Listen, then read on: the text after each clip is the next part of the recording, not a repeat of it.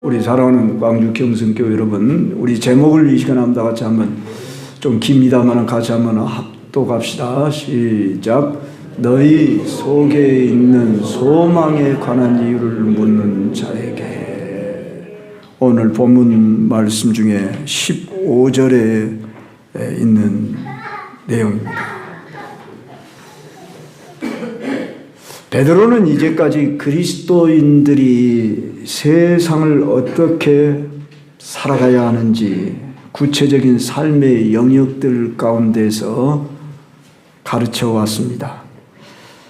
지난 시간까지 세속 국가 권력자들 앞에서는 어떻게 해야 하는가, 또 주인과 종의 관계 속에서는 종의 위치로서 어떻게 해야 하는가, 또한 불신 남편이나 또는 가정 안에서 남편과 아내와의 관계 속에서 어떻게 해야 하는가, 이 부분은 오후 예배 때 말씀을 드려서 혹시 오후 예배 때 나오지 못하신 분들 이 말씀을 못 들었는데 영상을 참고하시기 바랍니다. 그리고 중간중간에 이런 말씀을 2장 16절 21절에 했습니다. 2장 16절을 보면은 너희는 자유가 있으나 그 자유로 악을 가리는 데 쓰지 말고 오직 하나님의 종과 같이 하라, 그렇게 쭉 말씀하면서 21절에서, 그러니까 지난 시간에 핵심된 구절이었죠. 이를 위하여 너희가 부르심을 받았으니 그리스도도 너희를 위하여 고난을 받으사 너희에게 본을 끼쳐 그 자취를 따라오게 하려 하셨다, 이런 말씀을 했습니다.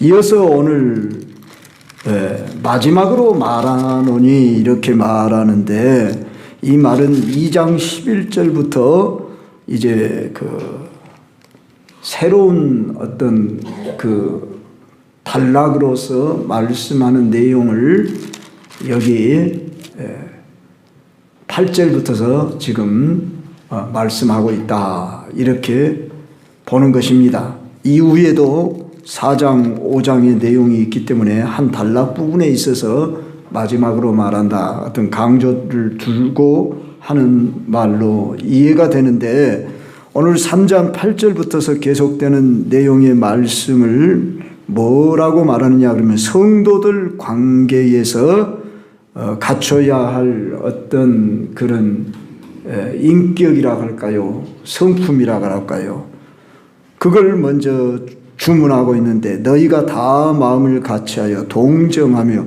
형제를 사랑하며 불쌍히 여기며 겸손하며, 이렇게 요구합니다. 그리고 이어서 악을 악으로 욕을 욕으로 갚지 말고 도리어 복을 빌라 하는 이런 구절의 내용의 말씀은 이제 불신자들, 세상 속에 살아가는 그리스도인들이 당하는 이 악을 어떻게 대처해야 할 것인가 하는 것을 말씀해 주고 있는데, 악을 악으로 욕을 욕으로 갚지 말라, 쉽지 않은 말이지요. 그런데 뒤이어서 하는 말씀이 이를 위하여 너희가 부르심을 받았으니 이는 복을 이어받게 하려 하십니다. 이를 위하여 너희가 부르심을 받았다. 앞에서 2장에서도 이를 위하여 너희가 부르심을 받았다, 이걸 지금 베드로는 강조하고 있다는 겁니다. 우리는 누구로부터 부름을 받았으며 부르심을 받은 자를 우리가 생각하며 어떠한 우리가 부르심을 받았느냐는 거예요.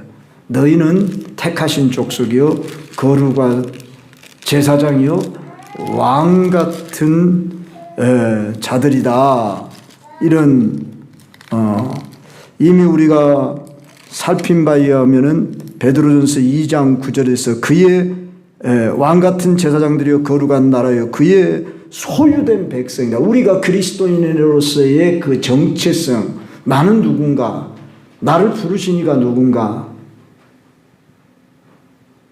우리가 성도 되어졌다, 그 말은 교회의 일원이 되어졌다는 건데, 이 교회라는 그 단어는 세상으로부터 불러내어져서 세상으로 다시 들어가면서 우리가 살아갈 사명을 받아 살아가는 사람들이다 그 말입니다. 그러니까 이 베드로서에서는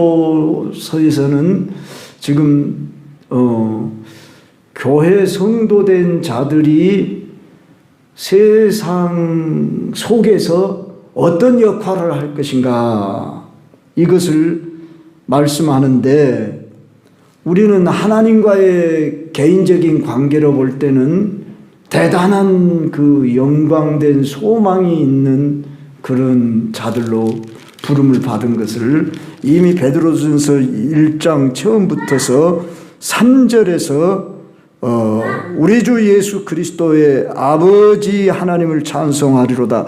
그의 많으신 긍휼대로 예수 그리스도를 죽은 자 가운데서 부활하게 하심으로 말미암아 우리를 거듭나게 하사 산 소망이 있게 했다. 이 베드로전서에 가장 중심 단어가 있다면 소망이라는 단어라는. 그래서 심지어 베드로전서를 소망서신이라. 그러니까 우리가 히브리서 11장을 믿음장이라, 고린도전서 13장을 사랑장이라 이렇게 읽는다면 베드로전서를 바로 소망의 서신이라 이렇게도 일컬어도 손색이 없을 정도로 이 소망이라는 단어에 우리가 관심을 가지고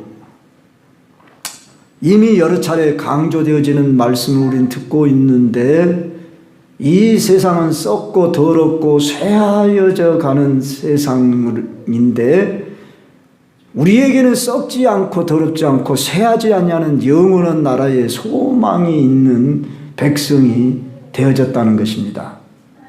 그래서 비록 우리가 이 땅에서 억울함을 당하고 고통을 당하고 핍박을 당할지라도 악을 악으로 갚지 말고 라고 하는 이 말씀을 우리는 이해할 수 있고, 욕을 욕으로 갚지 말고 도리어 복을 빌라, 이 말씀이 상당히 여러분들에게는 세상을 살아가는 오늘 우리의 생리에 너무나 좀 동떨어진 이야기같이 들려지지 않습니까?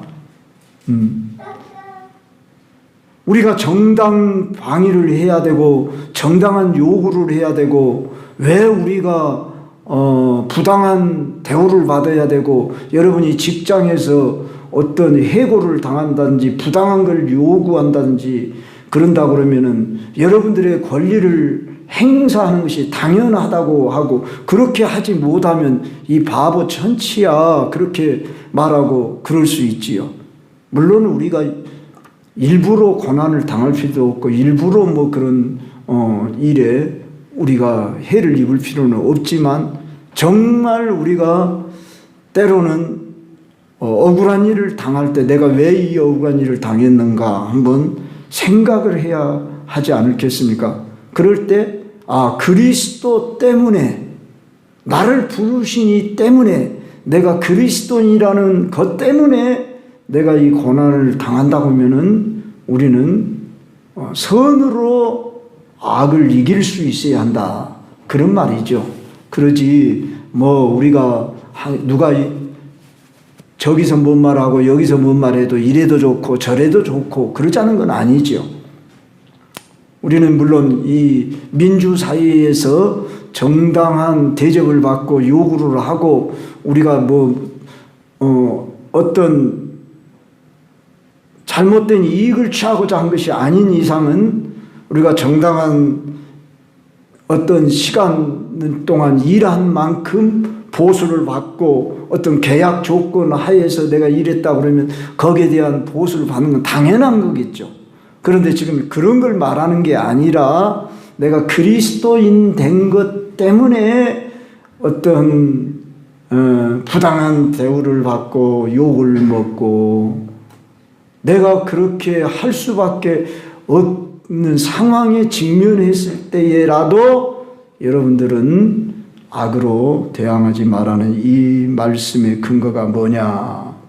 거기에 대한 좀 구체적인 내용이 10절, 12절에 계속 말씀하는데 이 그러므로 그러면서 10절과 12절은 시편 34편 12절로 16절의 말씀을 인용하고 있습니다. 이건 저는 읽어보고 여러분들이 그냥 넘어가도 충분하다 싶습니다. 가령 생명을 사랑하고 좋은 날 보기를 원한 자는 혀를 금하여 악한 말을 그치며 그 입술로 거짓을 말하지 말고 계속요 띄워야죠. 11절 악에서 떠나 선을 행하고 화평을 구하며 그것을 따르라. 주의 눈은 의인을 향하시고 그의 귀는 의인의 강구에 기울이시되 주의 얼굴은 악행하는 자들 대하시느니라 했느니라. 자, 이 말씀은 우리 하나님이 지켜보고 계신다, 신원하신다. 그러므로 나는 저들과 같은 방식으로 살아가지 않는다. 이런 말씀 아니겠습니까? 더 나아가서 우리는 왜 열심으로 선을 행해야 할까요? 열심으로 선을 행하면 누가 너희를 해하겠냐? 심지어 14절에 의를 위하여 고난을 받으면 복 있는 자다. 그렇게 말하면서 그들이 두려워하는 것으로 두려워하지 말며 근심하지 말라. 너희들은 세상 사람들의 가치관과 다르다. 존재가 다르다. 그런 말 아니겠습니까? 얼마나 이 말씀 구절 구절을 여러분이 읽으시며 묵상하면서 여러분들의 정체성에 대하여 자존심을 갖게 합니까?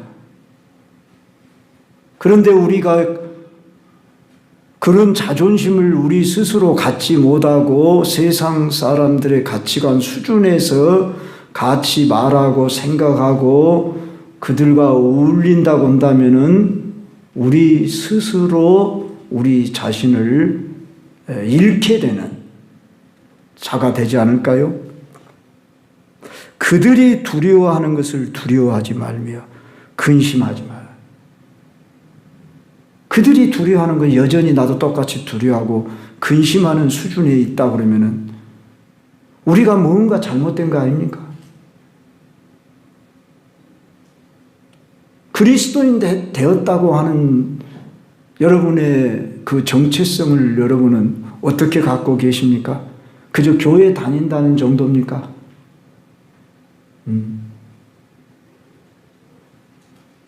그 정도라고 그러면은 우리 스스로 우리는 뭔가 지금 다시 점검해 보면서 내가 신앙생활 한다는 거 할 때에 그리스도인이라고 하는 게 뭐냐는 거예요. 그랬을 때에 15절을 봅시다. 너희 마음에 그리스도를 주로 삼아 거룩하게 하고,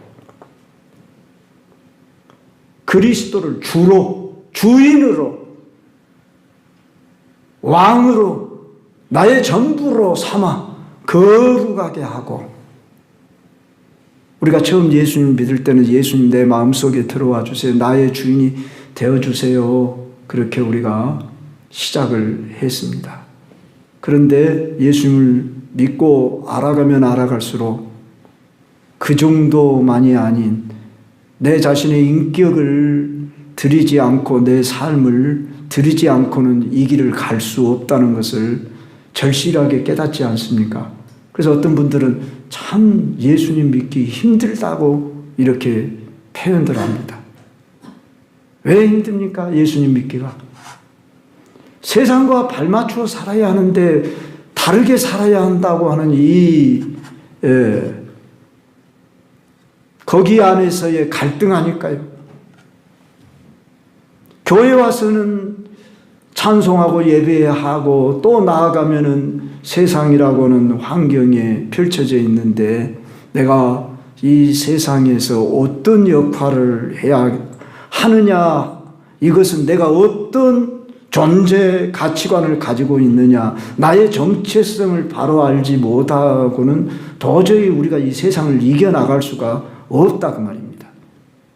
그래서 내가 그리스도를 주로 삼았다, 주인 삼았다, 여기에 분명한 여러분이 결단이 있어야 한다는 거죠. 그래서 예수님은 심지어 나를 따라오려거든 자기를 부인하고 날마다 자기 십자가를 지고 나를 따를 것이라고 했다고요. 자기 부인, 날마다 내 십자가가 뭡니까? 죽음, 사형틀이다 그 말이에요. 심지어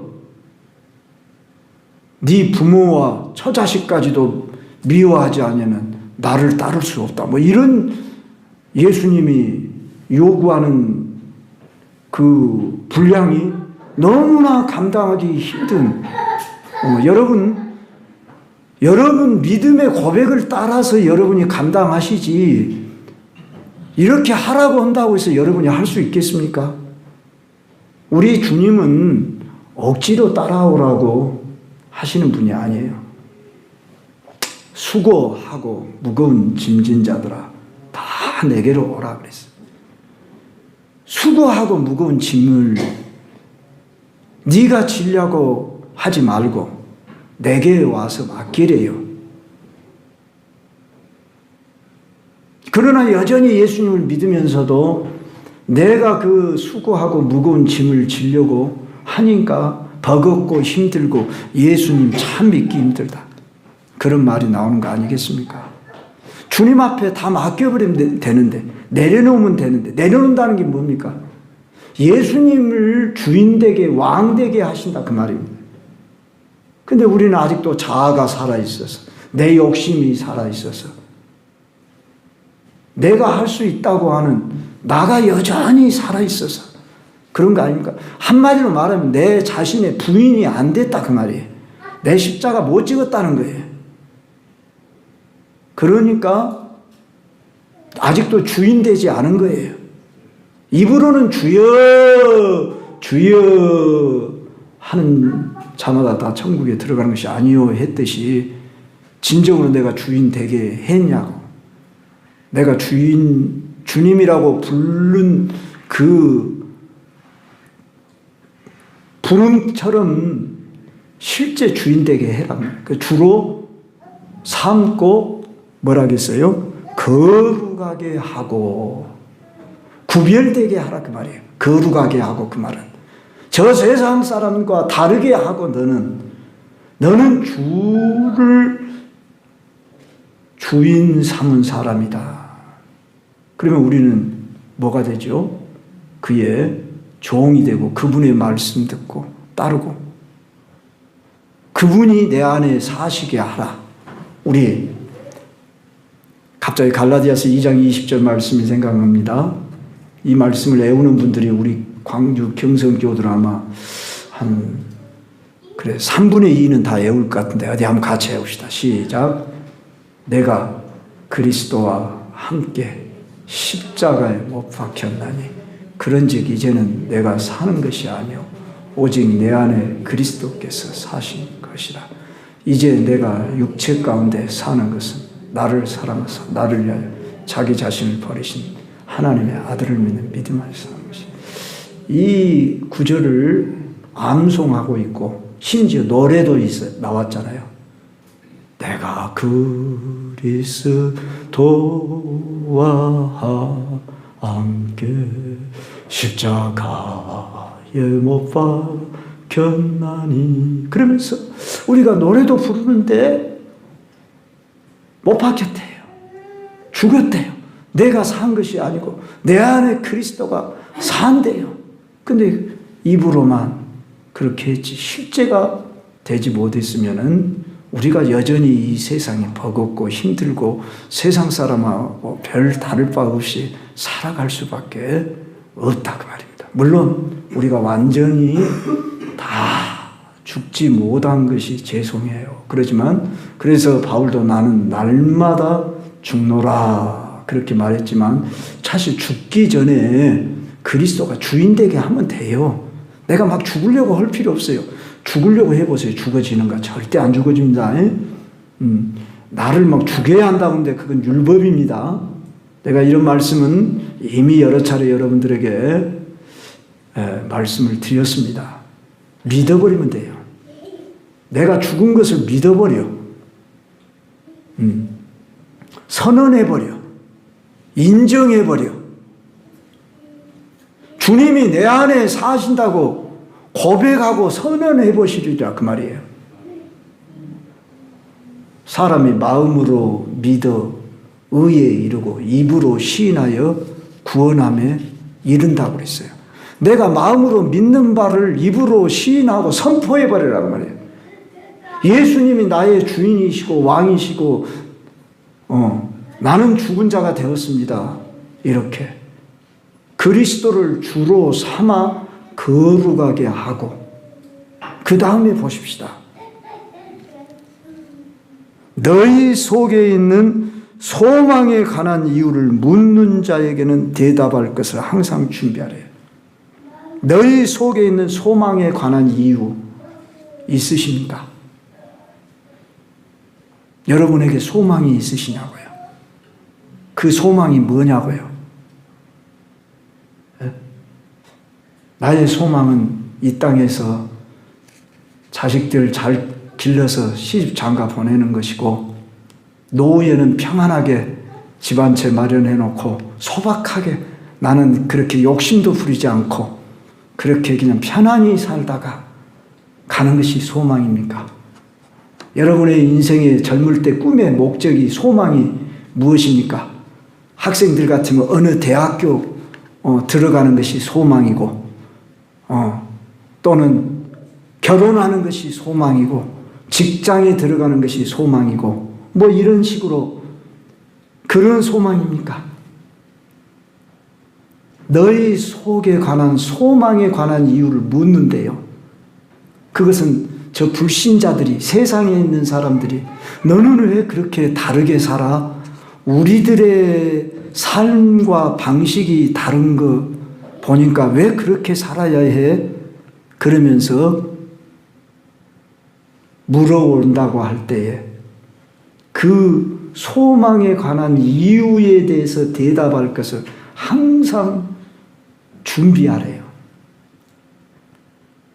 그게 있냐고요? 세상 사람이 여러분들을 볼 때에 우리에게 없는 것이 너에게는 있네, 그렇게 보여져야 하지 않겠냐고 말이에요. 그 말로 해서 되는 게 아니잖아요. 너의 삶을 보니까 뭔가 다른 것 같아. 고상한 것 같아.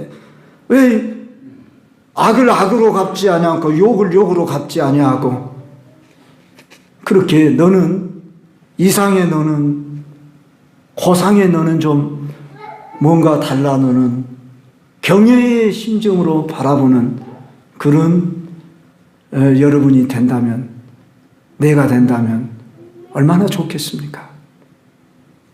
여러분의 얼굴빛만 봐도, 야, 너는 왜 그렇게 밝아? 응? 무엇이 그렇게 기쁘고 즐거워? 행복해? 이렇게 뭔가 여러분에게 물어오는 사람이 있냐고요?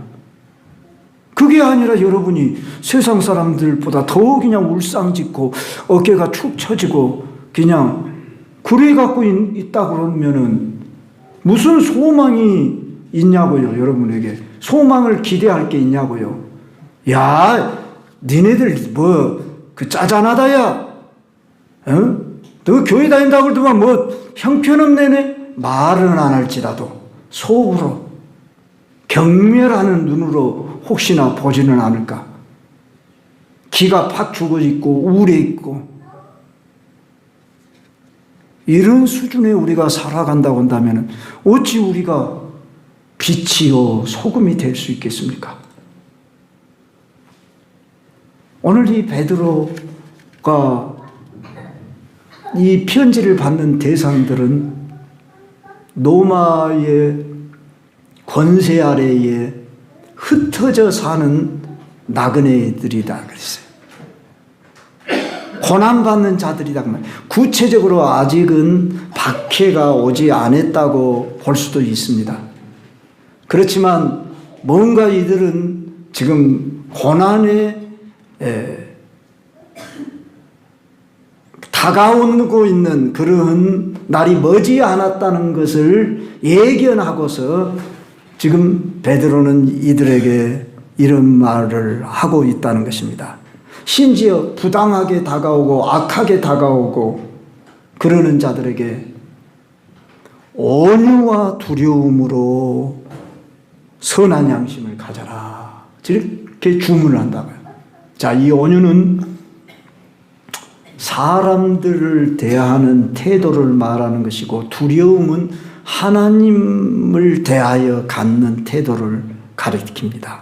그랬을 때 이 온유란 단어가 우리는 무슨 뜻인지 잘 압니다. 가령 친절, 부드러움, 겸손, 이런 말의 뜻만일까요? 이 온유라는 뜻은 이제 거듭난, 그러니까 저 세상 사람들을 대하는 긍휼과 인내의 마음을 가지고 대하는 온유라 그런 말입니다. 오늘 우리들이 세상에 있는 사람들을 볼 때 이런 마음이 있는가? 우리들이 그만큼 참 준비할 것이 많다는 거죠. 오늘 세상 사람들 나를 친절하게 대하고 좋게 대하는 사람에게는 부드럽게 대한다는 것은 너무나 당연하죠. 그러나 쌀쌀맞게 대하고 힘들게 대하고 그런 사람에게도 내가 이렇게 온유할 수 있는가? 우리 산상수훈의 말씀, 예수님의 가르침을 대할 때 우리 상당히 거리감 느껴지지 않습니까? 지난 시간에도 말씀을 드렸지만은 우리 그런 말씀들이 다 받아집니까? 오늘 본문 말씀 베드로도 역시 그런 말씀 아닙니까? 선을 행함으로 고난받는 것이 하나님의 뜻일진데 악을 행함으로 고난받는 것보다 낫다. 뭐 이런 말씀을 비교로 해서 저들이 나에게 다가오는 것이 악으로 다가오는데 나도 똑같이 악으로 대하기가 너무나 당연할 수밖에 없는 것 같은데, 특히 운전하는 우리들이 저를 비롯해서 참 예전에 그런 우를 범했습니다. 가령 운전할 때는 왜 그렇게 그 윤리도 뭣도 다 사라져버립니까? 다 그런 건 아니겠지만 제가 그런 모습으로 한때 살았기 때문에 그렇습니다. 목사인데도. 제가 제자훈련 모임에서 고백을 했었어요. 아마 30대로 기억이 됩니다. 트럭 운전사가 저쪽에서 영산포에서 있던 것 같습니다. 멀리서 오더라고요. 근데 상당히 세게 몰고 오더라고요. 나는 여기서 좌회전에서 들어가야 한다고 생각을 해서 좌회전에서 들어갔는데 뒤따라오면서 빵빵 하는 그 트럭, 큰 덤프 트럭이 소리를 내더라고요. 그럼 내리라고 나한테 그러라고 하더라고요. 저도 내렸죠. 막 우격다짐을 하면서 막 나를 혼낼 때 나도 화가 났죠. 왜? 거기는 그 비보호 좌회전을 하는 곳이거든요. 그러니까 충분한 거리가 있다 싶어서 내가 좌회전을 한 것밖에 없는데 그걸 같이 싸웠죠. 그러니까 주위 사람들이 몇 사람들이 몰려오더만 저런 사람들하고 상대하지 마세요. 그러면서 말할 때 아무래도 내가 양복을 입고 있으니까 넥타이를 차고 있으니까 어찌 그 한 번뿐 있겠습니까? 그러나 내가 기억나는 일이 그것이 마치 제 머리에 각인이 되어져 있습니다. 아, 나는 목사인데 저 사람은 운전사 아닙니까? 트럭 운전사. 신분으로 볼 때에 내가 양보하고 죄송합니다 한마디 했으면 끝났을 것인데 왜 내가 같이 젊은 혈기에 같이 우격다짐을 했던 거. 그래서 제가 그때 한참 영성훈련을 받고 있던 때라 정말 딱 제가 한 방 맞은 것 같더라고요. 그래서 제가 그냥 거기서 돌아서고 교회 와가지고 교회까지 한 20분이나 15분 정도 되는데 교회 와서 퍽퍽 울며 주님 죄송합니다. 그렇게 했던 기억이 나는데 어찌 그 일뿐이겠습니까? 지금도 입술이 안 다스려져서 누가 특히 운전하는 우리 운전기사 여러분, 우리가 운전할 땐 다 기사잖아요. 우리가 조금 누가 잘못한다든지 그러면 우리 똑같이 대항하려고 하고 어찌 운전뿐이겠습니까마는 우리 한국에 이 운전하는 사람들이 대개가 어쩌죠? 그래서 우리 자신들을 그렇게 붙입니다. 그래서 우리로 하여금 내 자신의 인격을 한마디로 어떻게 해요? 테스트하는 거예요. 사단이 건드려 보는 거라. 이 정도까지 우리가 인식이 있어야 하는데 우리는 그저 저쪽에서 그냥 욕을 하고 나쁘게 대하면 우리도 당장 내려가서 그냥 같이 보복하고 대꾸하고 싸워야만 속이 후련할 정도로.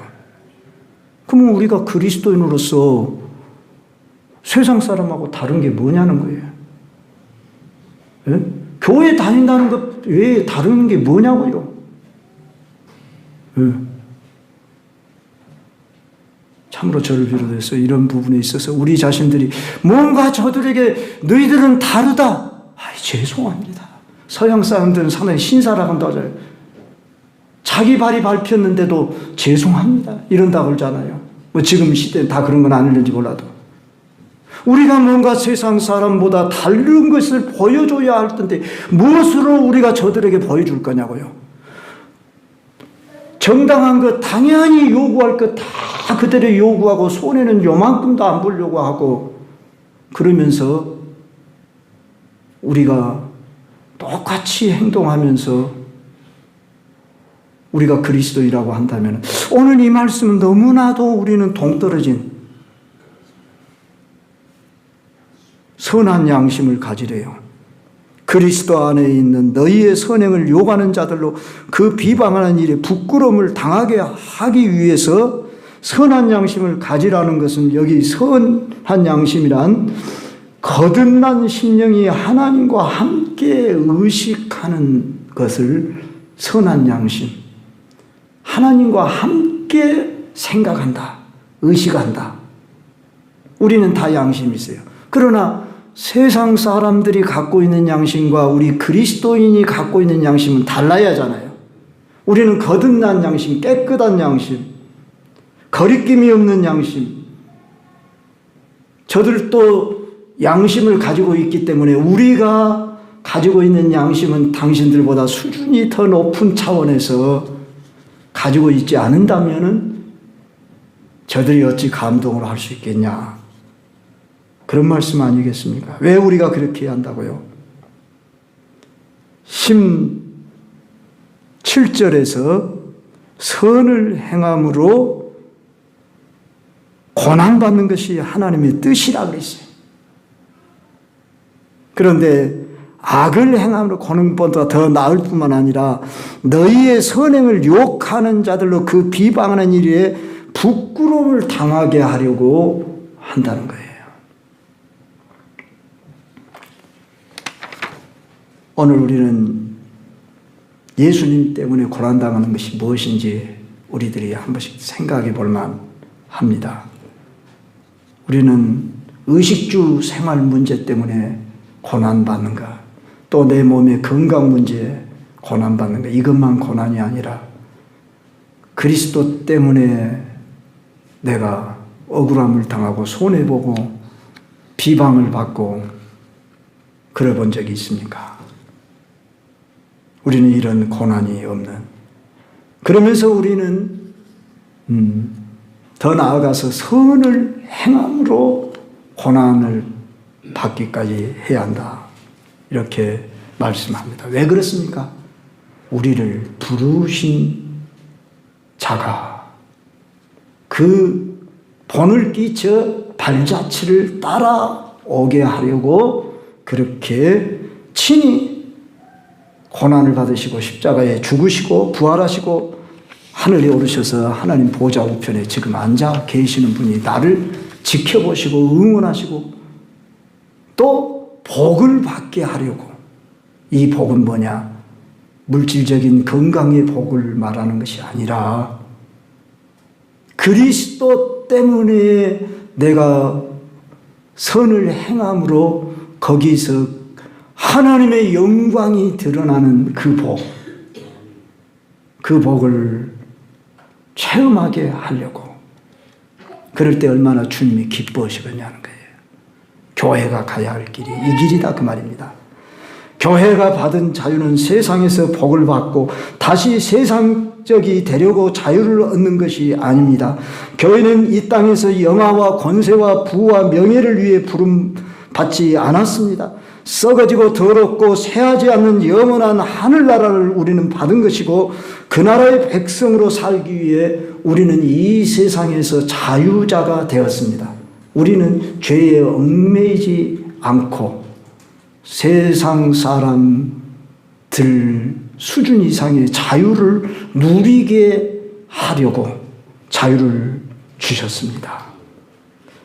이러한 자유를 주신 이 자유를 누리지 못하고 세상 사람들이 살아가는 그 방식으로 살아가면 우리는 갈등하게 되고 저들이 두려워하는 것을 우리가 두려워하고 근심하는 그 수준에 살아간다 보면 우리도 종노릇하는 삶이 되고 말고 이중적인 삶이 될 수밖에 없기 때문에 우리에게 참된 자유와 기쁨을 주시려고 주님이 우리에게 바로 이러한 소망을 가진 자답게 뭔가 너희들은 소망이 있는 사람이구나. 그 소망이 뭐야? 그렇게 물어볼 때 온유와 친절함과 겸손함과 부드러움으로 그들에게 그러나 하나님 앞에서는 경외하는 마음으로 그들에게 대답할 것을 항상 준비할 수 있기를 바랍니다. 아멘.